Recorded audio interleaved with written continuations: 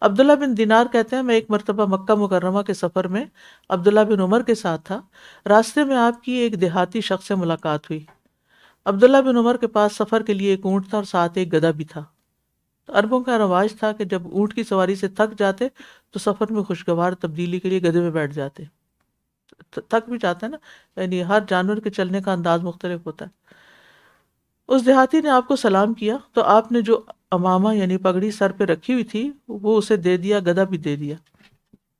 ابن دینار کہتے ہیں میں نے کہا اللہ پہ مہربانی کری، یہ دیہاتی تو معمولی چیز سے بھی خوش ہو جاتے ہیں، آپ نے اتنی قیمتی چیزیں اس کو دے دی ہیں۔ فرمانے لگے اس کی ایک خاص وجہ ہے، یہ شخص میرے والد سیدنا عمر بن خطاب کا دوست تھا۔ یہ شخص میرے والد سیدنا عمر بن خطاب کا دوست تھا۔ میں نے اللہ کے رسول کو یہ فرماتے ہوئے سنا، سب سے بڑی اور بہترین نیکی یہ ہے کہ آدمی اپنے والد کے دوستوں سے حسن سلوک کرے۔